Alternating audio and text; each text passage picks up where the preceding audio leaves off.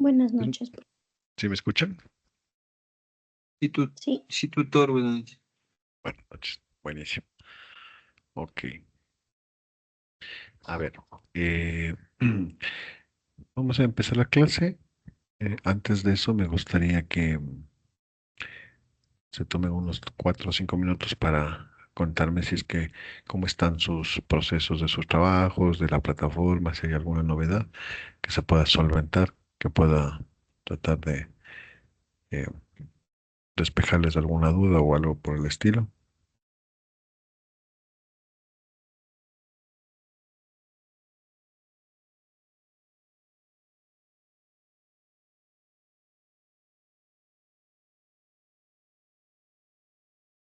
Profe, ahorita me encuentro en la plataforma en la autoevaluación y no me permite autoevaluar a mis compañeros. Ujú. No sé por qué será si todos subimos el trabajo. Ya, a ver, eso justo estaba revisando, eso es un tema, un segundo, para reportar justamente. La coevaluación dice, ¿no? O la autoevaluación. ¿Cuál? La coevaluación y la autoevaluación.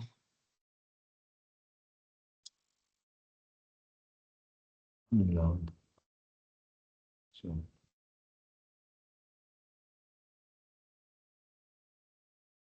No aparece, ¿no? No, profe.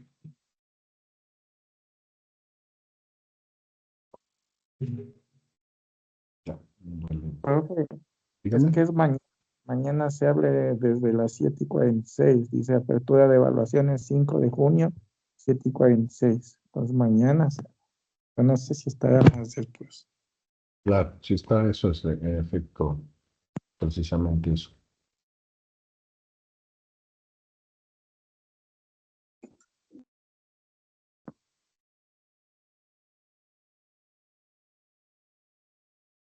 Cierto, Precis- profe, disculpe. Así pasa, no te preocupes, más bien. Qué bueno que preguntaste. profe, yo tengo una duda. Dígame. Es respecto a la sumativa. Es que verá usted pone que en las diapositivas, 6 de las diapositivas deben ir con la relación teórica, pero no sé si tal vez nos puede explicar a qué se refiere con relación teórica, por favor. Claro que sí. Bueno, no, segundo. Segundo.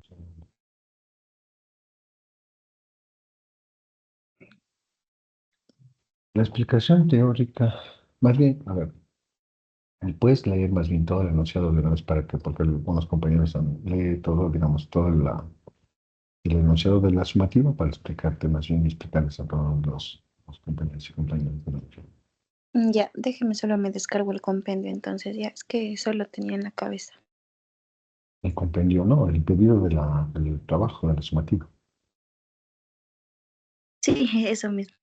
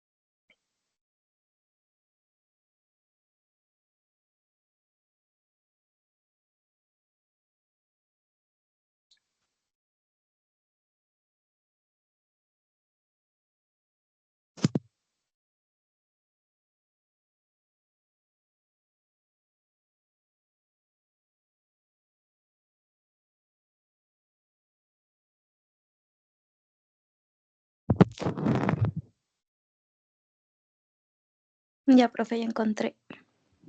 ¿No? Ya verá, es que aquí dice 6 diapositivas, relación con teoría. Ejemplo, comparar saludo con la obra con el texto sobre etología humana. Ya, a ver.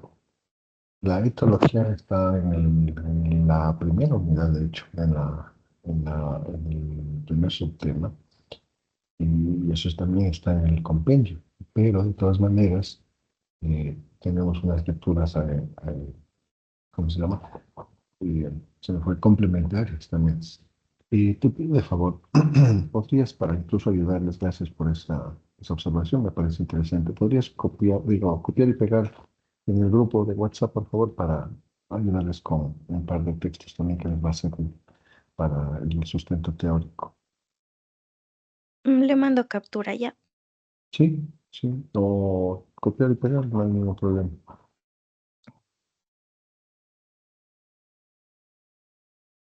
Ya, bueno, sí, ya.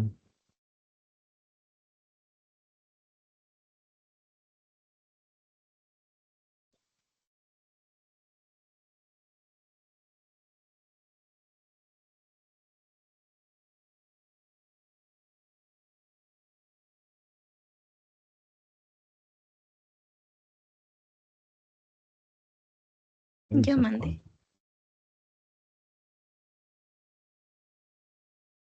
Ya le acabé de mandar ahorita. Ujú.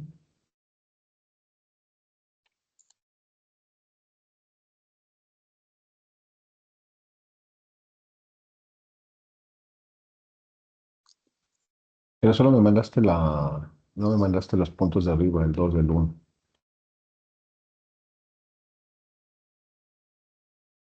¿Aló?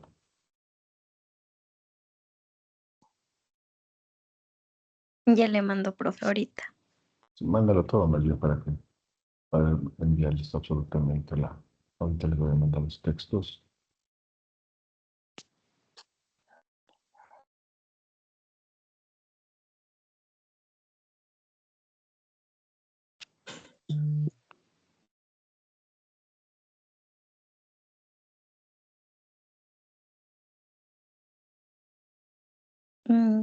Ya está ahí todo, pasos a seguir.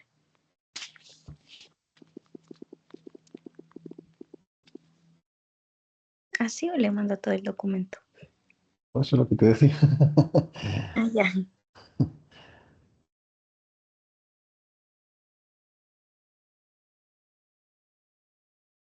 Esto es Bueno, profesor, dime, buenas noches. ¿qué me iba a decir? Tenía unas dudas, pero, o sea, ya me las terminaron de aclarar. Ya, buenísimo. Bueno, no se preocupe en total. No, más bien, con gusto. El enlace es de Tom Club, ¿no es cierto? Sí, profe. Ya, perfecto. Ya, entonces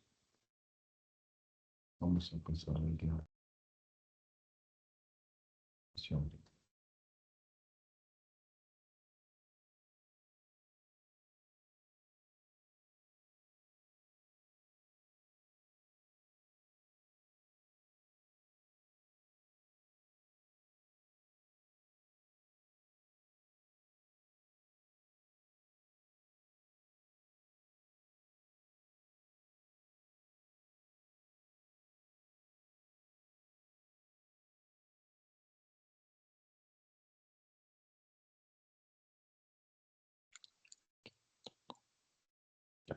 Listo.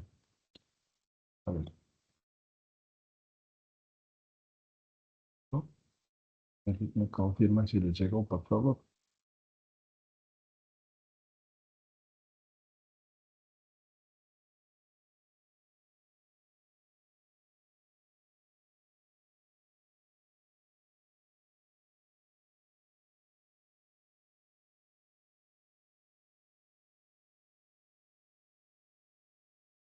¿Mm? Listo. Sí, Sí, profe, sí llegó. Ya. Ahí les mandé los dos textos que les va a servir para sustentar teóricamente, ¿de acuerdo?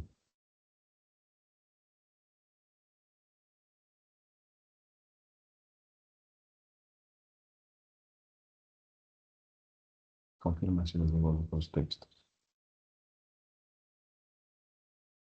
Sí, sí, no llegó.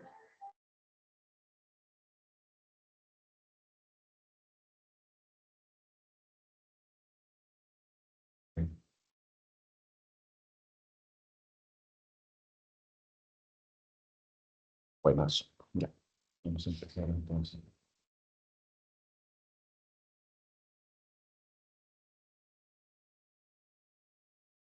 ¿Dónde están los depósitos?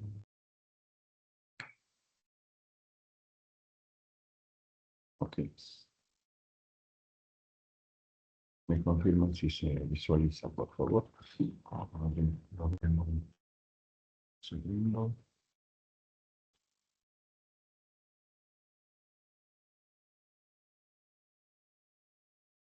Estamos. ¿Están visualizando la pantalla? Sí, profe. Perfecto. Ya. Ok.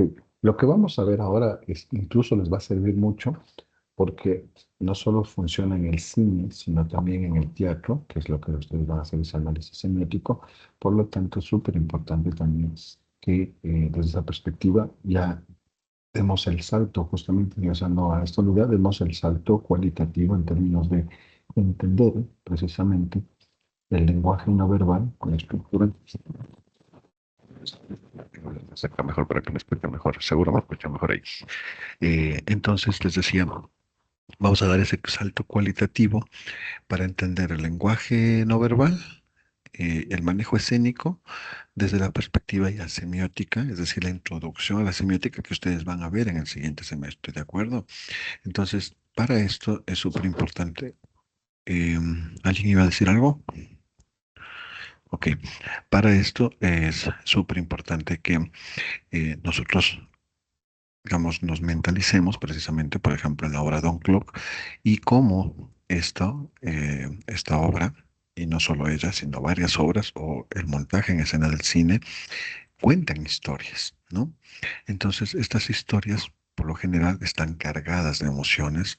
Los personajes, ustedes han visto seguramente ya la segunda o la tercera vez Don Clock, son personajes que se nos retienen en la mente, se vuelven inolvidables y por lo tanto nos impresionan. Entonces, ahí hay una magia, pero también magia en términos de, digamos, de transmitir desde la perspectiva del lenguaje no verbal y la puesta en escena, transmitir un mensaje. Pero hay algo mucho más profundo porque se genera a partir de la historia que vemos. Entonces, esa historia nos habla y no nos habla con palabras. En el caso de Don Clock no nos habla con palabras, sino con escenas, con imágenes, con posturas, con los colores, el sonido, digamos, en términos de lo que están ahí moviendo los objetos, con la luz, con los silencios. Entonces, eh, el cine no solo que, digamos, el cine, el teatro no solo que entretiene, sino que también comunica significados de manera compleja. Y a través de esas formas visuales que nosotros vemos en el escenario, como digo, en la pantalla, vamos a utilizar términos, digamos, cinematográficos en la pantalla grande, pero también en el escenario, digamos, en términos de una puesta de escena, nos invita a nosotros a interpretar. Es decir, muchas veces lo que hacemos eh, es interpretar estas metáforas visuales. Seguramente ustedes en el colegio vieron las figuras retóricas en la literatura. Entonces, estas se repiten en las representaciones que conectan a través de las ideas. En el caso de la metáfora, conectan a través de una imagen sin necesidad de decir palabras. Entonces, vemos muchas metáforas, por ejemplo, en la obra de Don Clock. Entonces, cuando vemos ahí a la señora Plancha, cuando vemos al señor Radio, vemos ahí una metáfora en términos de la nostalgia, ¿sí? Pero también en otras películas. Entonces, esto, digamos, que estoy explicando en este momento es una metáfora visual, ¿de acuerdo? Bien.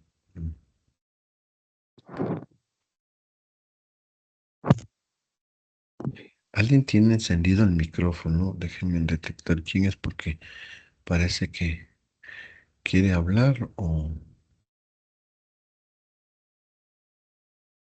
se le prende el micrófono. Vamos a ver ahí. Ok. Ahora bien, ¿cómo nosotros analizamos los signos visuales a partir de esta puesta en escena? Entonces aquí es donde entra la semiótica, aquí es donde vamos a dar ese salto, porque la semiótica, como ya sabemos, desde, digamos, la noción básica cuando eres estudiante de comunicación, la noción básica es pensar que la semiótica es la ciencia que estudia los signos. Entonces, dentro de la semiótica hay dos grandes pensadores que nos ofrecen herramientas para entender precisamente la puesta en escena de, digamos, más allá de lo evidente que vemos ahí y que nosotros lo hemos mencionado también, como les decía, en las primeras unidades. El uno es Humberto Eco, de él no hemos hablado, y el otro está semiólogo Charles Peirce, ¿no? Entonces, Peirce, por ejemplo, nos propone entender que todo signo es una relación entre tres elementos, ¿no? Entonces, él dice que está el objeto, que es lo que se quiere representar. Entonces, vamos a imaginarnos a la señora Plancha. El representamen, que es el signo mismo, es decir, la imagen que aparece en el escenario. Entonces, ¿no? Entonces, ahí está la señora Plancha. Y el interpretante, que es el sentido o la idea que surge en la mente del espectador. ¿De acuerdo? Entonces, cuando nosotros aplicamos esto a una obra de teatro o a una película, nosotros descubrimos que no todo está dicho, sino que más bien todo está sugerido, que es como vemos, vuelvo a insistir, la obra Don Clock. Entonces vemos cómo en esta puesta en escena los colores, la luz tenue, los gestos, el montaje en sí, la puesta en escena, porque esto es una asignatura que justo habla de el manejo escénico, todo está cuidadosamente pensado para generar un significado en el espectador, es decir, en nosotros. Entonces, esos significados dependen en parte de lo que el director, en este caso, propone. Nosotros, perdón, una pregunta, ¿ya hablamos con el director de esta obra?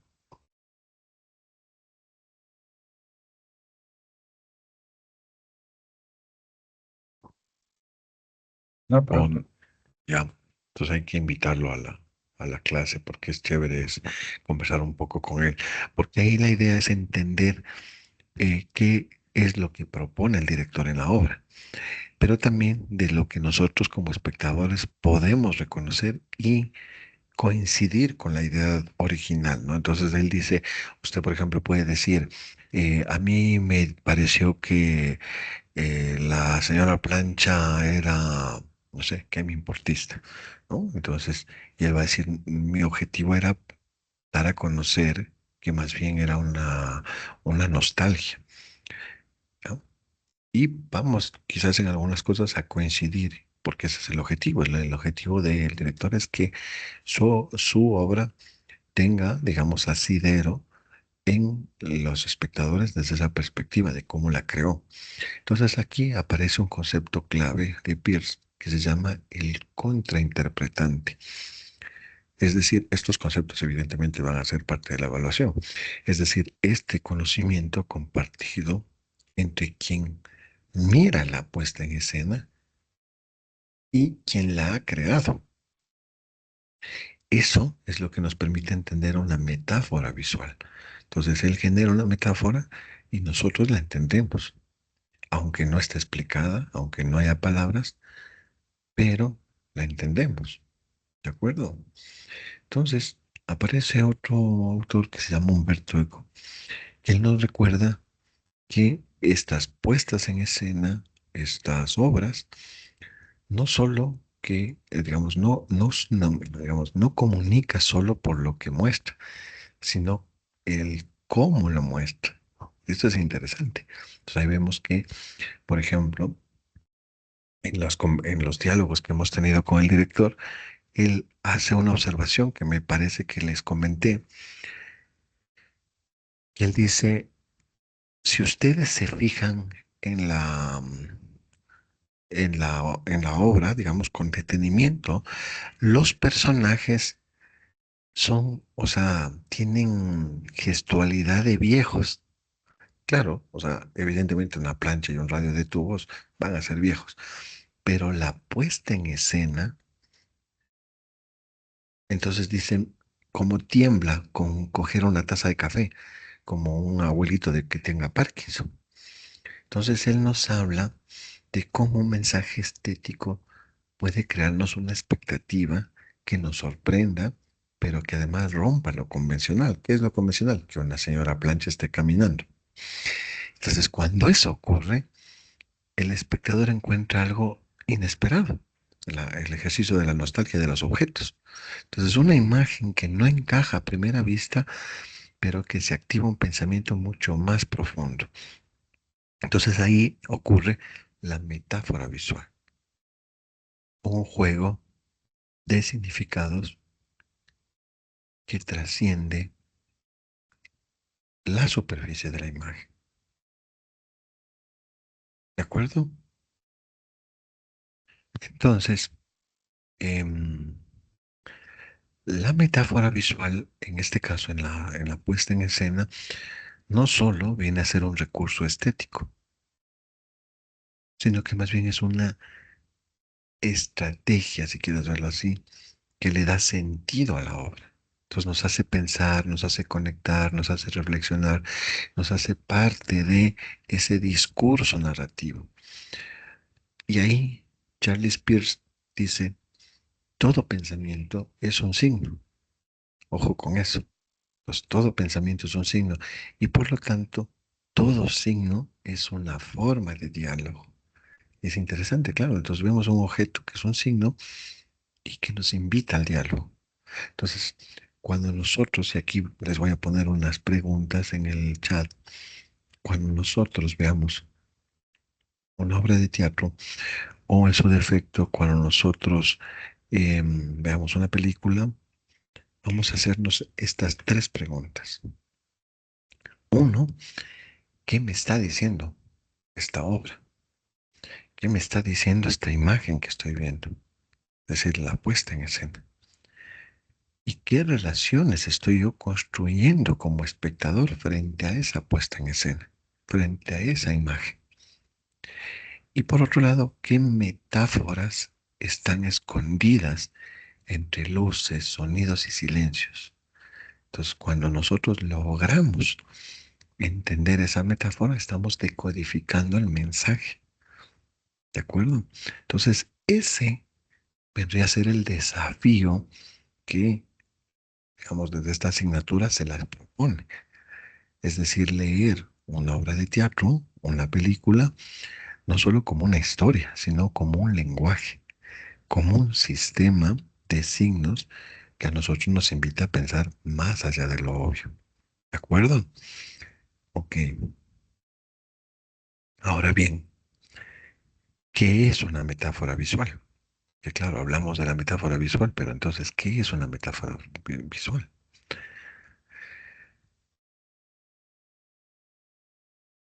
Partamos de entender la diferencia entre una metáfora verbal, que la vimos en literatura, ¿no?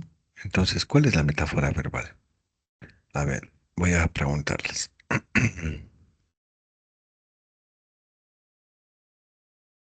Yo, profe. Kevin.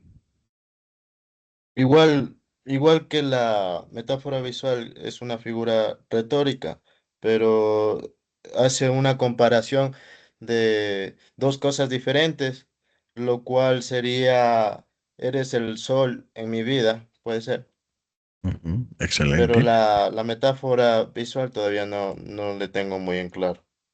Muy bien, ok. Eh, ¿Quién más levanta la mano? Ya habló Kevin, ¿no? Ya, Yo, profe, yo le había levantado la mano. cuénteme. Profe, por ejemplo, en la metáfora visual hay una película que creo que pone muy bien esto puesta en escena. Se llama After Sun y es justo al final de la película que se nos da a entender que el personaje se suicida, el personaje principal, pero no, nunca nos muestran una escena donde él se suicide ni nada de esto, sino que lo usan a través de las luces y la música que ponen de fondo. Por ejemplo, ponen de fondo la canción de Queen, Under Pressure. Y en la parte ya cuando él se despide de su hija, dice, este es nuestro último baile, entonces dando a entender que después de ese viaje él ya se mata y termina su vida y durante esta escena, o sea, las luces muestran la confusión y la revolución de emociones que tenía el personaje durante, o sea, durante toda la película y se da a entender por qué se mató. Chéverísimo. No había visto. ¿Cómo se llama la película? After Sun. After Sun. Ok, voy a buscarla. Me gusta, me gusta. No se han equivocado. Efectivamente, cuando decimos el tiempo es oro, cuando decimos eres el sol de mi vida, son metáforas, digamos, verbales. Pero lo que tú acabas de decir es un gran ejemplo de una metáfora visual. Porque en la metáfora visual no existen palabras explícitas, sino lo que hay son imágenes que se asocian con una idea. En este caso, la del suicidio que tú decías. Otra puede ser, por ejemplo, una vela, una luz que se empieza a apagar. Entonces, entendemos que alguien está, digamos, está perdiendo la vida, ¿no? Entonces, por eso decimos que la metáfora visual no está, digamos, servida en bandeja de plata, sino que hay que trabajarla, hay que descubrirla. Y nosotros como espectadores no somos pasivos, sino que al contrario, interpretamos de manera activa porque necesitamos conectar lo que se ve con lo que nosotros entendemos, es decir, con lo que sabemos, con lo que sentimos, con lo que hemos vivido. De ahí que es cultural también. Entonces, em, siempre vamos a pensar cómo la metáfora funcional, la metáfora visual nos invita a mirar con una mirada distinta, a leer las imágenes como si fuera, digamos, una suerte de lenguaje silencioso, una poesía silenciosa. Entonces, no nos dicen, sino que nos muestra. Y eso es bonito, es hasta poético, ¿no? Y claro, nosotros como espectadores tenemos la capacidad de descubrir esos sentidos ocultos en eso visual, ¿no? Entonces, lo que hace el teatro, el cine, eh, nos permite tener, digamos, un campo fértil para analizar esas metáforas, ¿de acuerdo?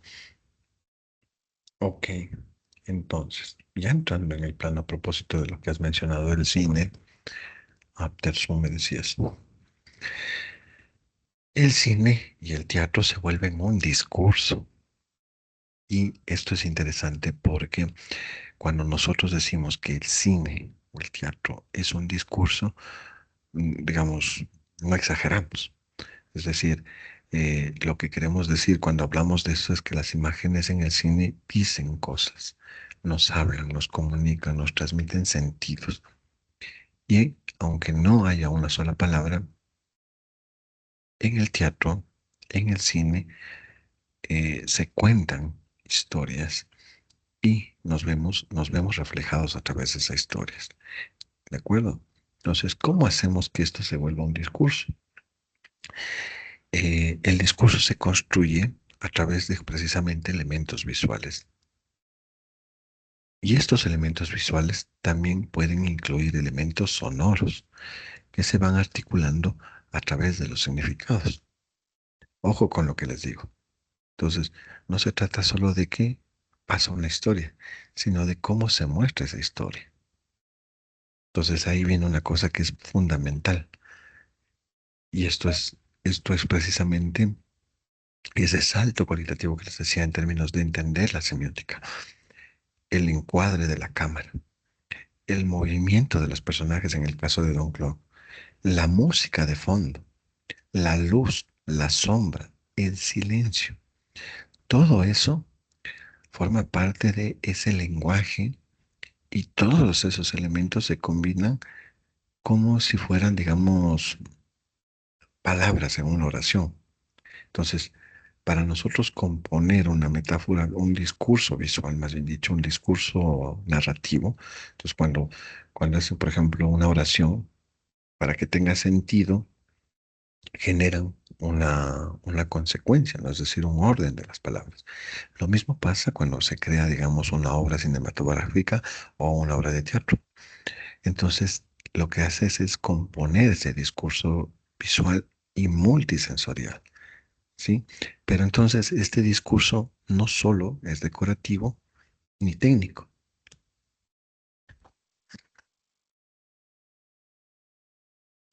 sino que va más allá, es decir, tiene una intención. ¿Cuál es la intención, por ejemplo, de Don Clock? Generarnos emoción y nostalgia. Tiene ideología, por supuesto, una ideología de no abandonar a los ancianos.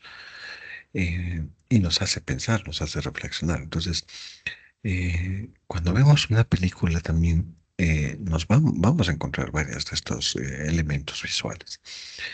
¿De acuerdo?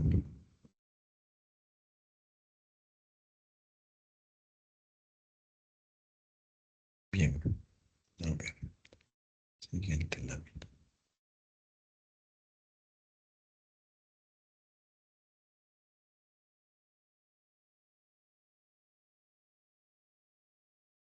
Ahora, ¿cuáles son los fundamentos? Ojo, aquí es la parte justo que decía la compañera, o los sustentar teóricamente. Entonces, ¿cuáles son los fundamentos teóricos de este análisis? Entonces, si nosotros ya ahora entendemos que se puede leer desde una perspectiva de discurso, entonces, claro, ya podemos dar ese salto de conocer las bases teóricas que a nosotros nos permite analizar ese discurso. Y aquí entran tres autores fundamentales que han marcado, por ejemplo, un antes y un después. Metz, Mitri y Joss. Cada uno tiene su componente y su particularidad. Metz, por ejemplo, él es uno de los primeros en preguntarse si el cine, esa puesta en escena, podría ser considerado como un lenguaje. Y aunque no reconocía que en el caso del cine, en el caso del cine no funcionaba como la lengua hablada, es decir, de manera narrativa o lineal, por lo tanto, el cine no tiene palabras gramaticales estrictas, pero él defendía que el cine sí está en un lenguaje articulado. Entonces, como yo lo que les decía, ¿no? Entonces, ¿cómo se articula el lenguaje del cine? A través de lo que nosotros denominamos el montaje, ¿de acuerdo? Entonces, para Metz, el sentido surge cuando combinamos los planos, los sonidos, las secuencias, el plano escénico, el ambiente. Entonces, no solo se muestra, sino que también se construye sentido. Imaginémonos que cada plano es una palabra y entonces se genera un montaje, una oración. Entonces, no hablamos con la boca, pero hablamos con la cámara. La cámara es la que va generándonos una narrativa. Esto vemos, por ejemplo, en los documentales. Muy cotidianamente vemos en los documentales. Y luego está Mitri. Mitri nos invita, en cambio, a mirar desde otro ángulo.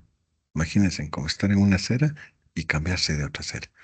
Entonces él dice que en el caso del cine, eh, él no cree que tenga un código, sino que más bien es como un lenguaje verbal. Es decir, no tiene ese código como el lenguaje verbal, sino que al contrario, él defiende que la idea de que el cine es un sistema abierto. Ojo, qué bonito que es esto, porque dice, si es un sistema abierto, todos los significados, y lo repito, todos los significados pueden cambiar.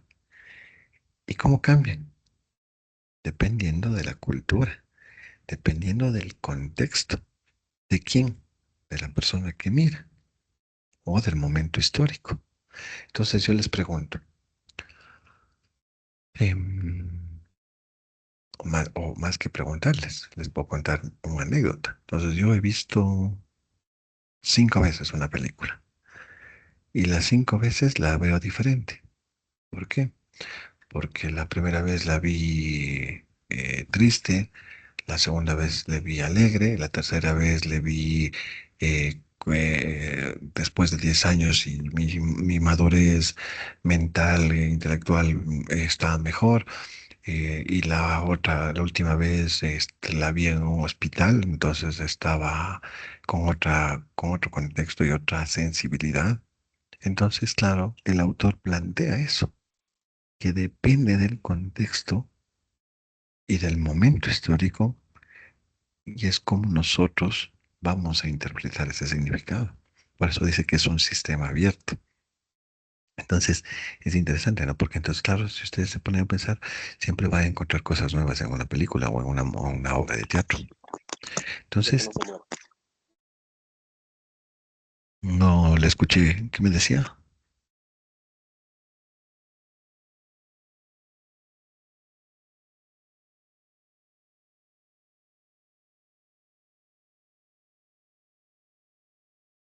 Creo que algo dijo el compañero.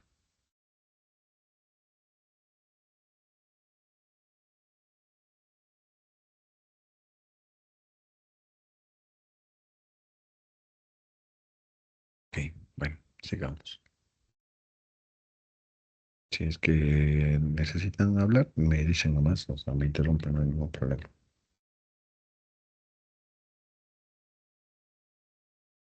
Ya, entonces, ¿en qué me quedé? Ah, ya. Entonces, Mitri, y ojo, las tres opciones que les pongo tienen, digamos, asidero, es decir, tienen cada uno su aporte, no es en detrimento del otro. Entonces, por ejemplo, Mitri considera que estas imágenes cinematográficas, en el caso del cine, no tienen una traducción única. Es decir, una metáfora no tiene una traducción única. Es decir, no está cerrada.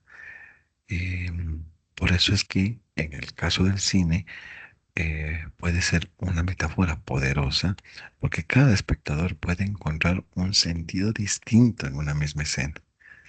¿De acuerdo? Y por otro lado, y por otro lado está Jost, que introduce un concepto clave que se llama la ocularización. Pues que está aquí en la lámina. Ocularización. Aquí a su rayo para que lo tengan en mente. ¿De dónde viene esto de ocularización? Es lo, lo visual. Por eso es ocularización. Entonces se trata del punto de vista visual, ocular. Es decir, desde dónde se está mirando. ¿Y desde dónde se mira? La cámara. ¿Quién observa? ¿Qué ocurre? Entonces dices, ¿la cámara es una mirada neutral o es la mirada de un personaje? ¿O es la mirada del director? Entonces, por ejemplo, en una obra de teatro, no sé si han visto, se apaga el escenario y una luz de tramoya enfoca a alguien.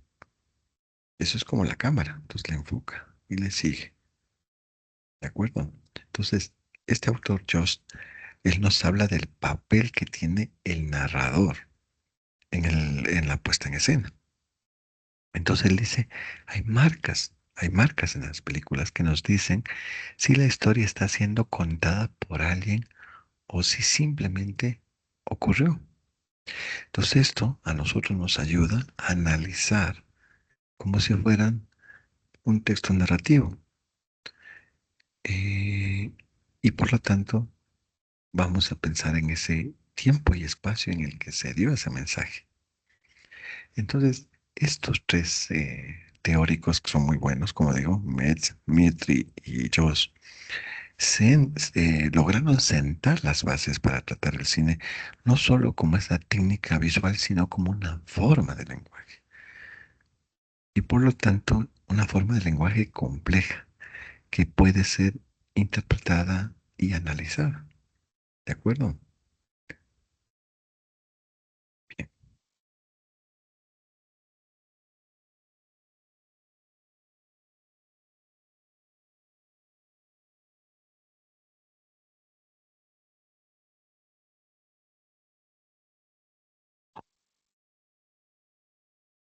Volviendo a Peirce, uno de los núcleos más importantes que tiene Peirce es la representación, es decir, el objeto que representa, ¿no? Y tanto el interpretante. Entonces, para él, todo signo implica un proceso de interpretación. Y en la puesta en escena, tanto en lo cinematográfico como en lo teatral, estamos invadidos de signos visuales, signos sonoros, pero también de todo este proceso de semiosis. Entonces, Peirce dice que todo pensamiento es una forma de diálogo entre dos mentes que generan ese proceso de interpretación, ¿de acuerdo? Y en ese sentido,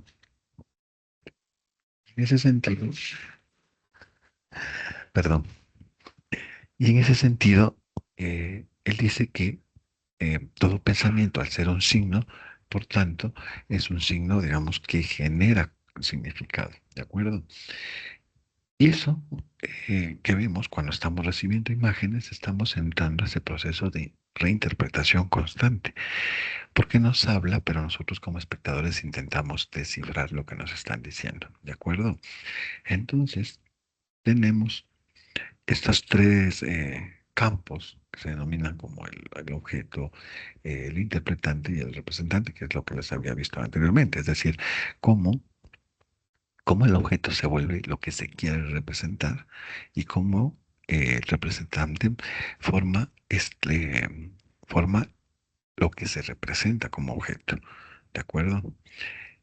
Y nosotros estamos en el cuadrante del interpretante, es decir, la idea que se genera en la mente y en este ejemplo, cómo se interpreta, digamos, desde la fragilidad, ¿no? Digamos, desde la sensibilidad que nosotros tenemos. ¿De acuerdo? Bien.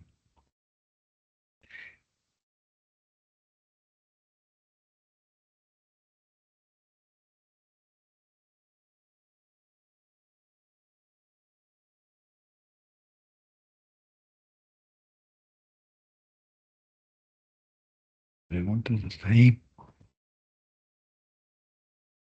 ¿Alguien tiene alguna duda?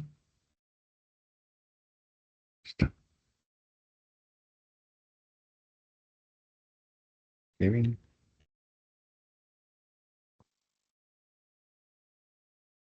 Todo claro, profe.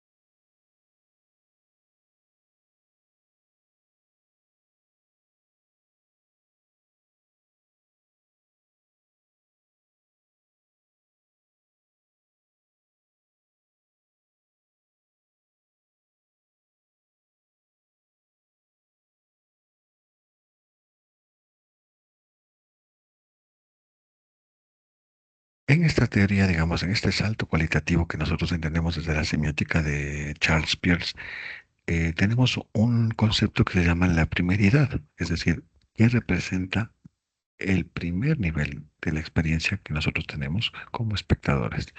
Y eso se traduce en la percepción que nosotros tenemos de manera directa, inmediata, antes de que se intervenga, digamos, el ejercicio de la razón y la teoría. ¿De acuerdo? Entonces es una cualidad que se experimenta sin necesidad de relacionarla con nada más que la sensación, es decir, un color, una forma, un sonido. Entonces cuando hablamos de el signo en términos de la primeridad, siempre va a ser como el primer impacto que tenemos nosotros, si quieren, en la traducción. Pero en cambio, cuando hablamos del signo icónico, nosotros nos vamos a referir siempre a aquel signo que guarda una semejanza directa con el objeto que representa. ¿De acuerdo? Entonces, en el teatro o en el cine, esta categoría se vuelve fundamental, ya que la imagen visual está cargada de varias formas. Está cargada de colores, está cargada de sonidos, está cargada de texturas, de movimientos, que no requieren palabras para generar un sentido, que es como lo que decía la compañera en el términos de la última escena de la película. Entonces, la primeridad cobra fuerza, pero los elementos visuales apelan directamente a nuestra sensibilidad desde el signo icónico. ¿De acuerdo? Por ejemplo, cuando nosotros estamos en un restaurante de comida rápida, vemos, por ejemplo, el KFC, el McDonald's, un color que predomina, que es el rojo. Entonces, el rojo siempre nos va a evocar, por ejemplo, como un recurso estético en términos de comida rápida, pero también el rojo en términos de sangre, violencia.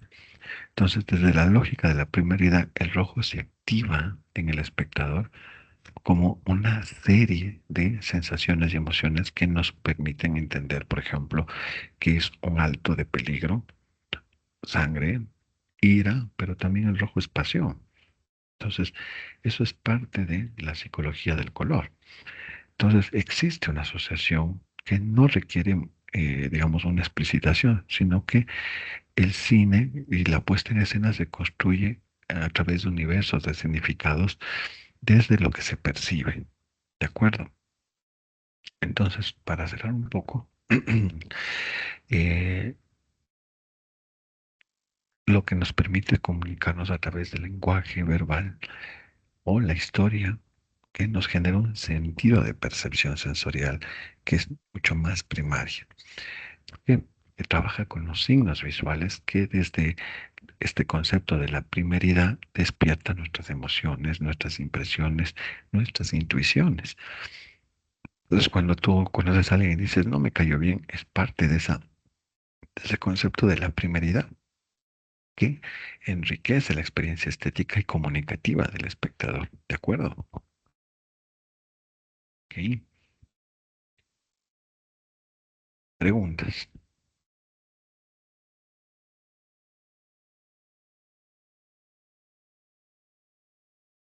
Oscar.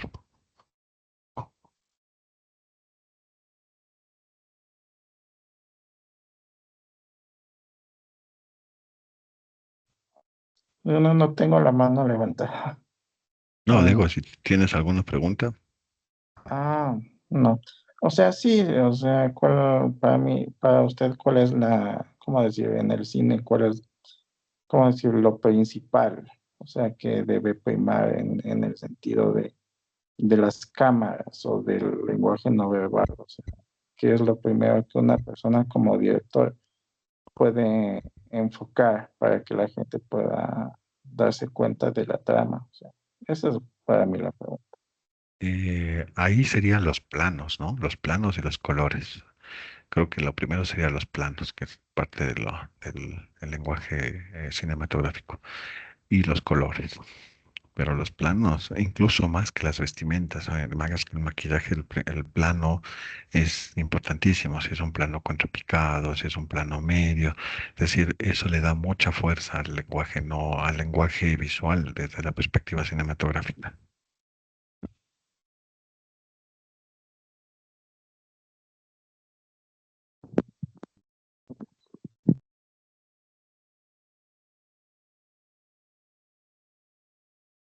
Joana, ¿alguna pregunta? No. Buenísimo, No, profe. chévere. Julio, Tampoco, profe. buenas. Ok, bien. De acuerdo.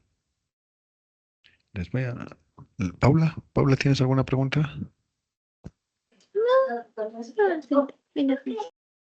Está bien.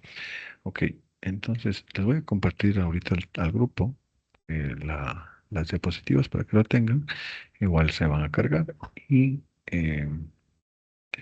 eh, con esto finalizaríamos un poco la clase, ya que en realidad es una clase bastante pequeña, pero es súper importante, digamos, en términos de entender esta perspectiva, digamos, de la metáfora visual, que es digamos, el objetivo de esta clase, y me parece que está claro.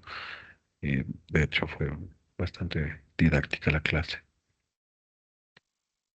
Ya les Supongo que tienen muchas tareas, muchas cargas, así que por el tema de la sumativa, así que no les quiero retener mucho también hoy en esta clase. ¿De acuerdo? Ya. Sí, profe, gracias. Nos vemos en la siguiente clase. Una bonita noche. Gracias, profe. Buenas noches, profe, Gracias, profe. gracias. Muchas Gracias, profe. buenas noches. Gracias, Gracias, profe. profe.